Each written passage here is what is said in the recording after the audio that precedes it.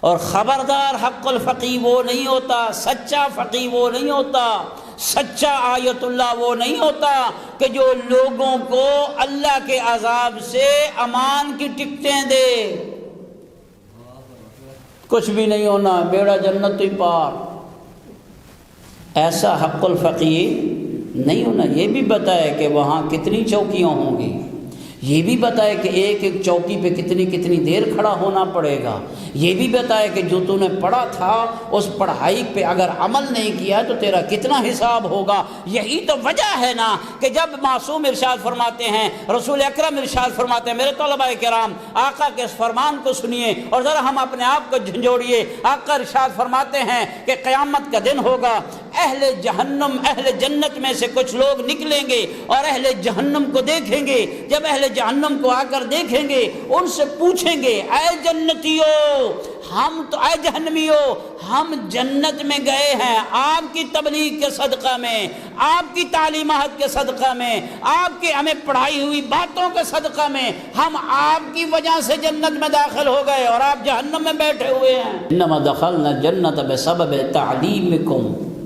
ہم جنت، یہ میرے لیے حدیث ہے، ہم جنت میں گئے ہیں آپ کی تعلیمات کے صدقہ میں۔ آپ پیش نمازی پہ آئے تھے، آپ نے مجھے یہ تعلیم دیا تھا، مجلس پڑھی تھی، خمسہ پڑھا، عشرہ پڑھا، یہ کیا، ہم نے عمل کیا ہے آپ کی باتوں کی وجہ سے، اس وجہ سے آج میں جنت میں ہوں، آپ جہنم میں کیوں ہوئے؟ تو وہ کیا کہیں گے؟ وہ کہیں گے ہم نے آپ کو تو تبلیغ کی، امرناکم بالمعروف ونسینا انفسنا، ہم نے آپ کو نیکی کا حکم دیا لیکن اپنے آپ کو ہم بھول گئے تھے۔ ہم نے کہا ہم تو مولوی ہیں، ہم تو بخشے جائیں کہ جنت تو ہماری اپنی گھر کی ہی ہے۔ فرمایا ایسا عالم دین ہے نہیں ہونا چاہیے۔ پھر کیا ارشاد فرمایا؟ وَلَمْ يُرَخَّصْ لَهُمْ فِي مَعَاصِ اللَّهِ، ایسا فقی بھی حق الفقی نہیں ہے کہ جو لوگوں کو اللہ کی نافرمانی میں رخصت دے۔ قبلہ میں نے یہ نافرمانی کی ہے، کوئی مسئلہ تو نہیں کوئی مسئلہ نہیں ہے۔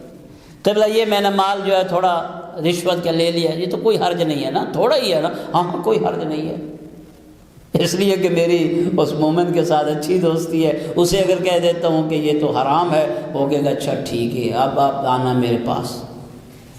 یہ حق الفقی نہیں ہوتا ہے کہ جو لوگوں کو اللہ کی نافرمانی کی کیا ہے رخصتیں بانٹتا رہے۔ پھر کیا فرمایا؟ فرمایا وَلَمْ يَتْرُقِ الْقُرْآنَ رَغْبَةً عَنْهُ إِلَىٰ غَيْرِ، حق الفقی واقعی فقی وہ نہیں ہوتا کہ جو قرآن کو چھوڑ کر کسی اور کتاب کو پڑھا کرے، قرآن سے روگردانی اختیار کر کے دوسری کتاب میں کیا ہے وہ لگا رہے۔ قرآن کبھی پڑھا، جب کبھی کسی مومن نے قرآن خوانی کے لیے بلوایا تو اس وقت ہم نے قرآن پڑھا، اس سے آگے پیچھے ہم نے قرآن نہیں پڑھا۔ فرمایا یہ حق الفقی نہیں ہے۔ پھر سنیے، لا خیر فی علم، مولا علی فرما رہے ہیں اس علم میں کوئی خیر و برکت نہیں ہے، لیس فیہ تفہم، جس میں تدبر نہیں ہے، فہم نہیں ہے، سمجھ نہیں ہے کہ امام کہنا کیا چاہتا، بس رٹے ہوئے الفاظ ہیں، اس علم کا کوئی فائدہ نہیں ہے۔ فہم کے ساتھ علم ہونا چاہیے۔ فرمایا لا خیر فی عبادت لیس فیہا تفکر، اور اس عبادت میں بھی کوئی خیر اور بھلائی نہیں ہے جس میں تفکر نہ ہو۔